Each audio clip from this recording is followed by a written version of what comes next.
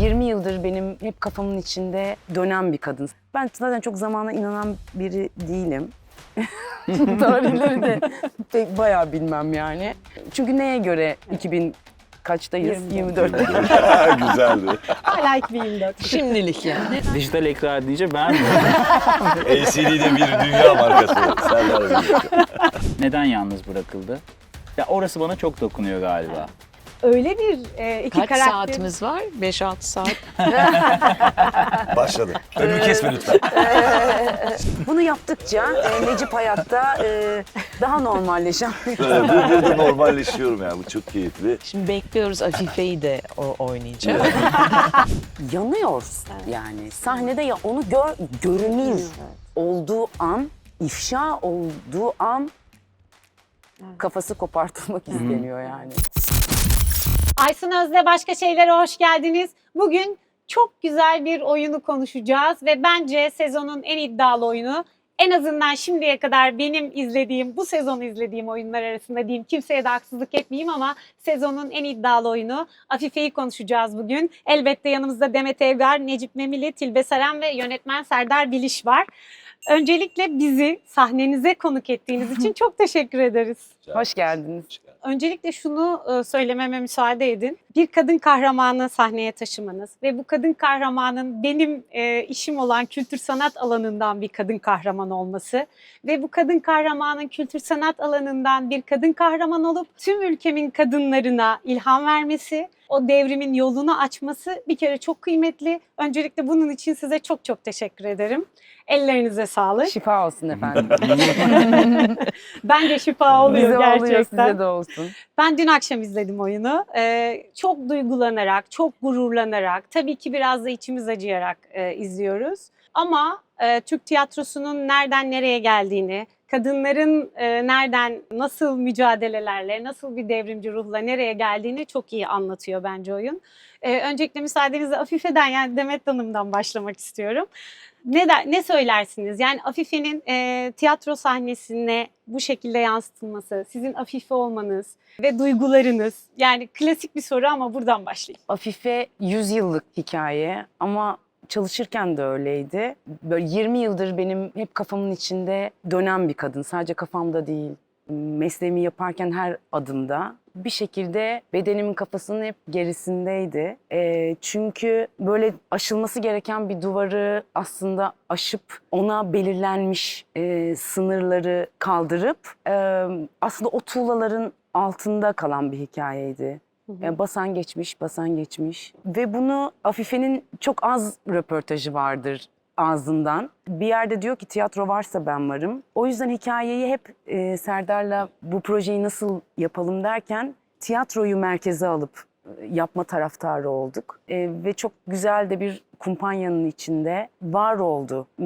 Çok da enteresan bir şey. Yıllardır da mezarı da bulunmuyor ve biz provaya başladığımızda mezarının bulunduğu haberi geldi bize. Bence görünür olmakla ilgili bir yol açıldı. Dünyada bütün kadınlar için geçerli bu. Şu anda özellikle bizim ülkemizde de onu bir şekilde görünür kılabildiğimiz için ben çok huzur doluyum. Yani her şeyden evvel gerçekten içime çok büyük bir huzur yerleşmiş durumda bununla ilgili. Hikayeyi siz de seyrettiniz dün. Tabii bu biraz acı da bir şey. Evet. Hani 100 yıllık bir hikayeyi anlatıyorsunuz. 100 yıl önce aşağı yukarı hani olmuş bir hikaye ama bir zaten kafasının içinde geçiyor ya hikaye Afife'nin. Ve zaman zaman şu anda mıyız? Evet. Geçmişimi anlatıyoruz. Evet. Gelecekte bir şeye mi işaret ediyoruz? Zamanın büküldüğü Evet. bir hikaye olarak sahneye taşındı. Tam da Afife gibi çok zamansız. Ben zaten çok zamana inanan biri değilim. Tarihleri de pek bayağı bilmem yani. Çünkü neye göre 2000 kaçtayız? 24. Güzeldi.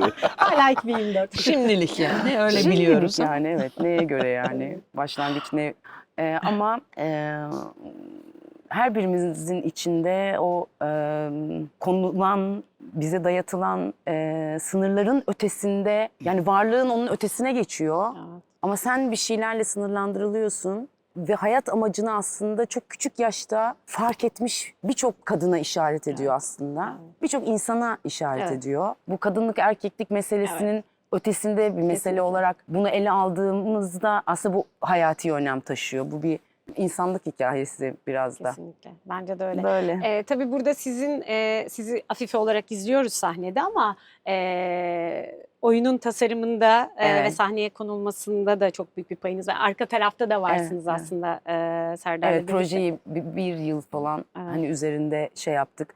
Zaten aslında epik bir tarafı da var. Bir yerde seyirciye konuştuğum bazı yerlerde, özellikle sondaki yerde, yani Afife ilk başta Eliza'yı oynuyorum Evet, aslında. evet. Eliza'nın Afife'ye Dönüşüm. verdiği el ve sonra ben parantez içinde ama bütün kadın oyuncuların da Evet. içinde olduğu bir hikaye aslında. Dediğiniz gibi zaman da çok izafi oyunun içerisinde. Hı hı. Kişiler de, aktörler de çok yer değiştiriyor. Evet. Farklı rollere bürünüyorsunuz. O da o geçişleri, zamanın kırılımını çok güçlendiriyor. Bir de Evet. tabii dijital bir ekran da var. Buradan hemen Serdar sana geçmek istiyorum. Şimdiye kadar Dijital pek çok... ekran deyince ben LCD'de bir dünya markası. Serdar'la birlikte. Reji tercihi olarak diyelim. Hem yönetmen olarak hem de hazır hani bu farklı bir sunuş tarzı var çünkü oyunun. Yani çok klasik bir sunuş tarzı yok neticede. Saatleri Ayarlama Enstitüsü'nde de biz bu ekranlara yani seninle alışmıştık. Evet, farklı oyunlarda da kullanılıyor ama sen seviyorsun bu tip ve dönen sahneyi de seviyorsun. Dolayısıyla Afife'de nasıl bir serüvendi? Demet'le birlikte öncesinde nasıl bir hazırlık, sahneye aktarılma nasıldı? Seyircinin tepkisi, ben sürekli bir de kapalı gişe oynayan bir oyun yani. Ve Evet. ben bir ay sonraya baktım yine çok zor yer bulunuyor. Herkes birbirine Afife'nin biletlerini soruyor. Bana kaç kişi aradı? Yok diyorum, benim alakam yok falan diye. Herkes öyle olur ya. Tanıdığım var mı diye sorar. O yüzden inanılmaz bir ilgi görüyor. yani aslında bu kadar belki böyle tozlu bir hikaye diyebileceğimiz belki hani vardır ya böyle eski bir hikayenin aslında bu kadar hani talep görüyor olması ve bir de bazen böyle salonda özellikle şu son zamanda da galiba son birkaç haftadır özellikle yani böyle bir elektrik hissediliyor. Evet. Yani ben bunu çok hissediyorum tabii oyunu izlediğim için içeriden salondan. Hani İhtiyaca karşılık gibi. gerçekten yani gerçekten böyle bir neredeyse bu antik Yunan tiyatrolarında olan bir katartik bir an neredeyse paylaşılıyor. Yani paylaşılan bir deneyim haline gelmesi bence çok kıymetli. Evet. Ortak bir söz var. Yani sahne ve salon arasında ve bu ortak söz burada güçlü bir şekilde dile getiriliyor. Bu da karşılığını bence seyirciden hani kalpten görüyor. Onun için evet yani ben memnunum, ekipte mutlu bir ekip, yani mutlu, memnun, beraber olmaktan, el ele olmaktan, bir kumpanya olmaktan. Yani bir kumpanya hikayesi anlatırken aslında çünkü biz o dönemin bir kumpanyasını anlatıyoruz. O dönemin şahsiyetleriyle beraber sahneye çıkıyoruz neredeyse. Ve bütün o dönemki Ermeni ustaları anıyoruz, yad ediyoruz. Evet. Onların bize açtığı yoldan ilerlemeye çalışıyoruz. Afife de sonuçta öyle bir yuvada hikayesine başlamış biri. O yüzden o kumpanya hissiyatı ben her zaman zaten çok seviyorum. Yani Afife o tiyatroya nasıl aşıksa biz hepimiz de galiba tiyatroya aşığız. Yani Necip sabah geliyor. Akşama kadar bekliyor. Herkes bir tiyatronun kapısından Yapmayın. gideme malum. Yani o böyle Çılgınlar. beraber hani beraber olma hissiyatına galiba çok da ihtiyacımız var. Maalesef Afife hayatını yapayalnız işte Bakırköy Hastanesi'nde gerçekten morfinman koğuşunda yapayalnız yani tek başına kafasındaki hayaletlerle seslerle geçirmiş ve öyle de bu dünyadan göçmüş biri. O çok üzücü. Evet, maalesef. Gerçekten çok üzücü. Bu kadar kumpanyaya, bu kadar birlikteliğe ihtiyaç duyan hepimiz gibi o da neden yalnız bırakıldı? Ve orası bana çok dokunuyor galiba. Evet. Orası bence hepimize çok dokunuyor. Bu kadar devrimci bir kadının zamanında yani pek çok devrimci gibi, pek çok kahraman gibi, pek çok değerli insan gibi zamanında değerini bilememe durumu var Çünkü ki. onlar zamanın ötesinde Evet, yaşıyorlar. anlaşılmıyorlar çünkü. Evet. Afife'de de hani bunu çok net oyunda görüyoruz zaten. Anlatmak istediğini, altını çizmek istediğiniz nerelerden biri de bu. Tilbe Hanım'a burada hemen gelmek istiyorum. Böyle devrimci bir kadın hikayesi ve sizin de sahnede çok önemli rolleriniz var. Sizin varlığınız, sizin sesinizi duymak bir kere hepimize çok iyi gelen bir tarafı da var. Ne Afife, güzel, sağ olun. Afife sizin için hem sahne önünde hem sahne arkasında hem de yapım olarak yani böyle bir kadın karakterin, kadın kahramanın sahneye taşınması bizim açımızdan tabii çok kıymetli ama sizin açınızdan da bir meslektaşınızın size ön ayak olmuş, kadınların önünü açmış birinin sahneye konulması da herhalde sizin tarafınızdan kadın oyuncular açısından çok daha farklı olsa gerek. Evet, hani hem Serdar'ın hem Demet'in söylediği gibi zamansız bir hikaye bu. Ne yazık ki zamansız bir hikaye. Keşke böyle hikayeleri unutacağımız kadar bu sorunlar aşılmış olabilseydi. Aa, öyle miymiş? İnanılır gibi değil. Allah Allah diyebilseydik. Ama ne yazık ki bugün de bu coğrafyada ve bu coğrafyanın yani Orta Doğu'da olduğu kadar aslında Batı dünyasında da başka sıkıntılarla hala boğuşmak zorunda olan kadınlar var. Evet. Hepimiz öyle. Hani Serdar'ın söylediği gibi hani bugünlerde tuhaf bir elektrik var dediğimiz şey. Çünkü oyunda Demet'in ağzından duydukları o son sözler gerçekten herkesin haykırmak istediği. Hiç bana sormayacaktınız. Ay canım, aşkım. Ay. Hepimiz için. Ama o son bir kadın yanar mıydı? Yani hiçbir şey Evet, hatırlayamıyoruz ya tabii son ki. zamanlarda. Çok hepimizin aslında gözlerinin Evet. dolduğu. Dün akşam biz buradan gözyaşlarıyla ayrıldık bir taraftan da. O yüzden hani aynı duyguda birleştiriyoruz. Bence kadınlar için de bir oyunun önemi burada. Aslında bir tiyatrocunun değil, kadınların verdiği mücadelenin ve şeyde o kadar haklısınız ki keşke geçmişte kalsaydı, keşke bu mücadeleyi hala vermeseydik. Ama bu coğrafyada yani işte dün İran'da olanlar, yani oradaki o genç kızın devrimci ruhla kendini meydana atması hala yaşadığımız şeyler. Ne yazık ki bu dünyada. Evet. Ben hemen Necip'e geçmek istiyorum burada. Sevgili Necip Nemili'ye. Öyle bir iki Kaç karakter... saatimiz var? 5-6 saat. Başladı. Önümü kesme lütfen. Süremi al. Şimdi sahnede yani Afife'nin içerisinde iki zıt karakteri canlandırıyorsunuz bir kere. Yani birinde sizi çok seviyoruz. Afife'nin en büyük destekçisi. Ona sahnede yer vermiş ustası Monark ya. diyebilirim. Bir taraftan da onun önünü kesmeye çalışan, sahneden inmesine sebep olan da birisi. Hani böyle iki zıt rolde hani o ruhtan o ruha geçmek bile kolay olmasa gerek. Yok, aslında çok basit. Çalıştığınız insanlar, bulunduğunuz yer, bulunduğunuz, şöyle söylersem daha doğru olur, zeka kalitesi size her şeyi aslında çok kolay hale getiriyor. Yani farkında değiller belki ama dünyanın en rahat şeyini yapıyorum ben. Hani o yüzden sabahın köründe geliyorum. Tuhaf bir şekilde her şey Burayı çok bir kolaylıkla açıyorum. oldu, doğru. İnsanlarla vakit geçirmek çok keyifli. Beraber çalıştığımız ekip arkadaşlarımızla çok başka bir kafada bir şeyler yaptığımıza inanıyoruz. Bizim için bir süre sonra çok basit, çok alelade gibi görünen ama içi çok dolu olan, çok keyifli bir 2 saat oluyor. Yani burada yaklaşık 2500 kişi oyun izliyor ama 2 saat bizle beraber. Arasız Arasız iki saat. oynuyoruz biz. Hiç sıkılan da olmadı. 6-7. oyun. Biz anlamıyoruz, 45 dakika gibi geliyor. Bize evet öyle geliyor. Gerçekten mi? Biz Bize öyle geliyor da Biz size öyle birbirimize gelmiyor. oynuyoruz ya bir de Demet yani. selam verirken işte 1, 2, 3 yani çıkmayalım bir kere daha yap falan diyoruz. Çünkü çok seviyoruz burayı. İşte geçen gün konuştuğumuz mevzu gibi sevilmeden de yapılmıyor. Evet. Ben oynadığım karakterleri de çok seviyorum. Afife'nin hayatına birebir etkisi olmuş, dokunmuş, iyi manada, kötü manada, baskıcı manada, yasak manasında ya da onun yolunu önünü açma manasında dokunmuş, hayatına girmiş insanları oynuyorum ben. Çok seviyorum onu çünkü biraz da enerji, yani arkadaşlarımdan biraz daha torpilli gibi hissediyorum kendimi. Çünkü enerjini sürekli değiştirmek zorunda olduğun şey bu. Evet. Ve bunu da ben çok seviyorum. Yani sabah kalktığım adam olarak akşam eve gelen birisi değilim. O yüzden bu benim işime yarıyor. Bunu yaptıkça Necip hayatta daha normalleşen. Burada normalleşiyorum yani. Bu çok keyifli. Şimdi bekliyoruz Afife'yi de oynayacak. Bir oyunumuz var, Zorlu'yla görüşülüyor. Afife 2. Ama gerçekten yani birçok İstanbul'un, Türkiye'nin birçok yerinde oyun oynanıyor. Ben hayatta ilk defa böyle büyük bir prodüksiyon ve böyle büyük bir salonda oyun oynuyorum. Burada çok acayip bir enerji oluyor. Yani Serdar Hocam'ın da dediği gibi çok vazgeçemeyeceğiniz bir şey oluyor. Bize şey gibi geliyor yani. Ne oldu da bitti, nasıl bitti, ne zaman bitti? Bir de sahne Niye bitti? üstünde çok eğlendiğinizi de düşünüyorum. Of.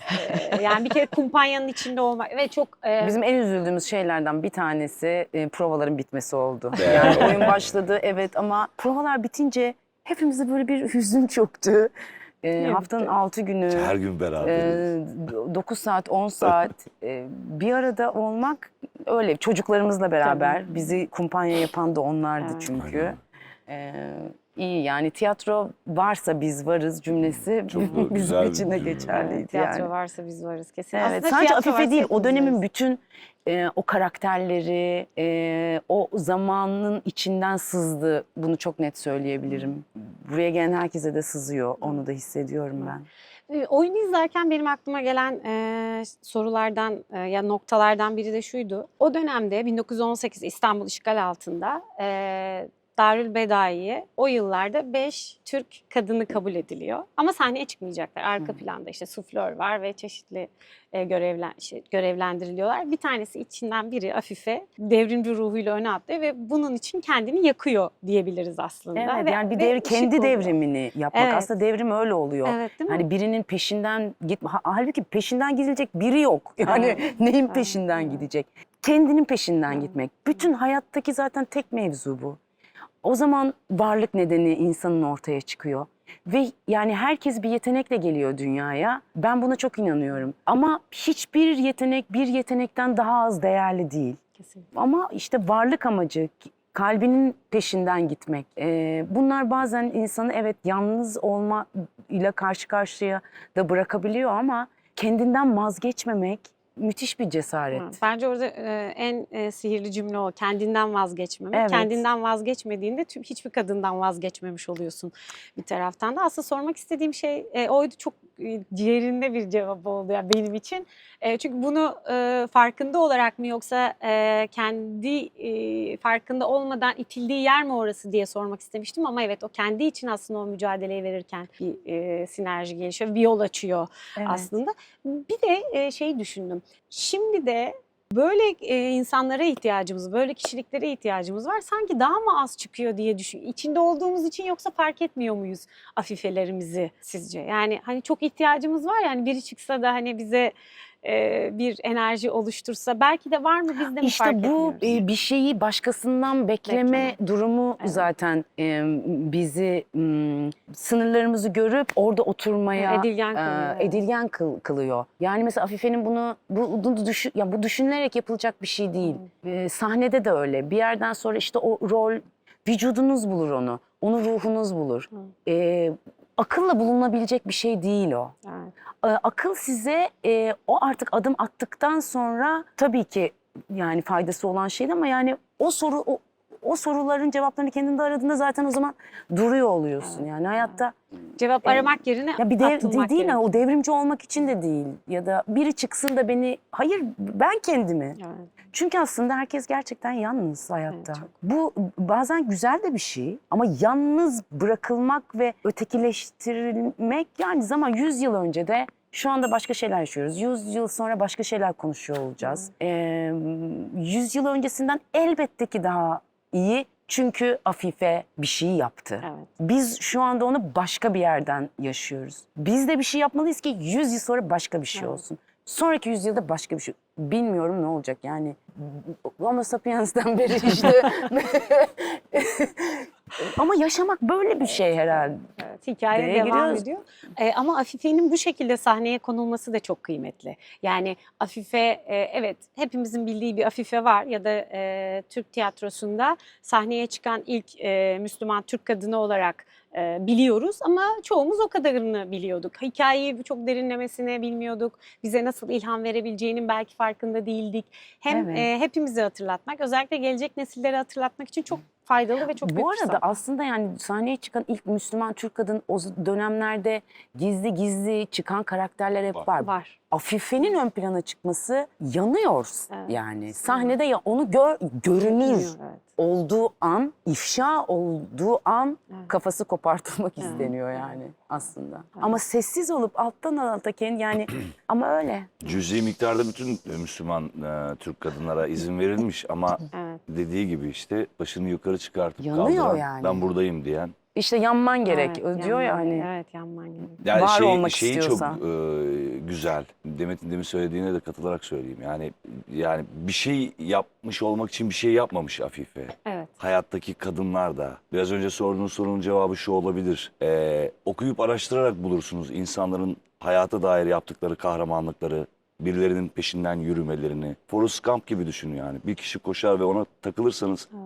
devam edip bir şeyi görmeye başlarsınız. Bizler de belki de onu yapmışız. Afife'nin yaşantısının içerisinden bugün buraya bu kadar insanı çağırabiliyoruz. Merak uyandırabiliyoruz. Bu Afife'nin birisinden demek öyle. Bakın şimdi ben ne yapacağım da yola çıkacağım diye çıktığı bir şey olmadığı için lezzetli zaten. Evet. Bir şey bilmeden doğru bir şekilde yapmak, karar vermek, göğüs germek ona. Hani güçlü durmak çok önemli bir şey. Kadın öyle, kadın şöyle, kadın kahraman, kadın bunu öyle bir hale getirdik ki artık. Sanki bir şey söylememiz lazım. Yani kadının iyi, kahraman, cesur, kadının şöyle, hayır efendim ne münasebet. Bir birey ve Evet. hayatında bir şeylere karar verebilir. Biz onu haddimiz olmamalı. Dolayısıyla o da birilerinin kendisini mükafatlandırmasını beklemeyeceği bir zamanda, hissi kablen vuku mu diyeyim, kuantum mu diyeyim, ne diyeyim o zaman dilimine. Öyle bir şey başlatmış ki belki acı, belki keyifli anları vardı. Bu kadar detayını... Beni acıyarak anmayın diyor ama. Yani Evet, evet, yani evet, kimse evet. bilmeyecek ama bugün bir şeyleri çok başka anlayacak bir durum yaratıyoruz biz. Birilerinin bu oyunu oynadıktan sonra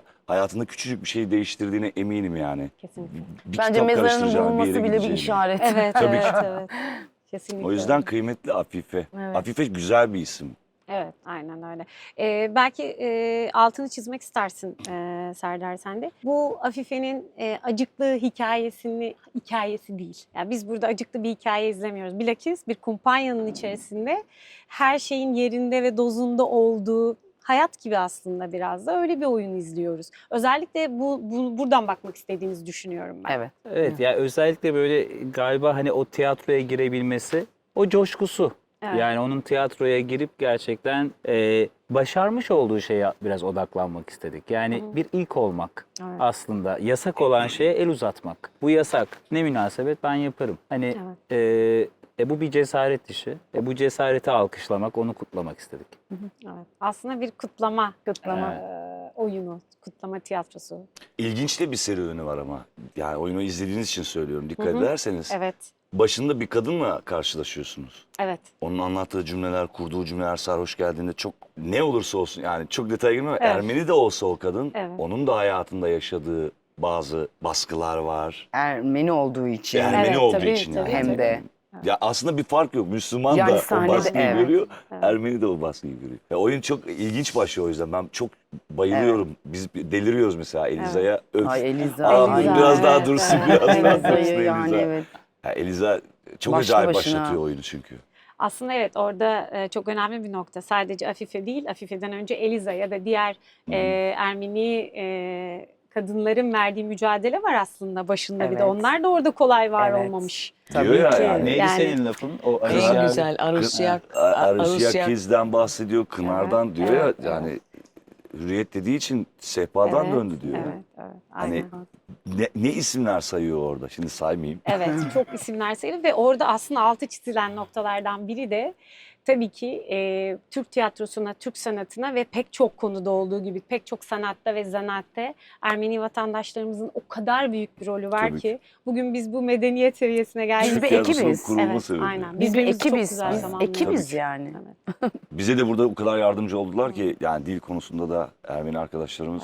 evet. Ve Onlara dil da o kadar iyi teşekkür ederiz konuşuyorsunuz sizin ki o dili vesilenizle. yani bir de anında geçiyorsunuz yani bir hani dil değişiyor, birden ambiyans değişiyor, her şey değişiyor, farklı karakterler. O çok kolay bir şey değil yani izleyici de bunu şaşırarak ve aşık olarak izliyor bir taraftan. Bir sürü marifetli insan bir var araya yani, gerçekten. toplandı. Evet, çok aynen öyle. Arkadaki ekip de bize bu konuda çok yardımcı oluyor. sağ Zorlu olsunlar. PSM'de olması çok kıymetli, çok kocaman bir sahne ve teknik imkanları çok iyi. Dijital ekranlar var, dönen sahneler var, inen avizeler var.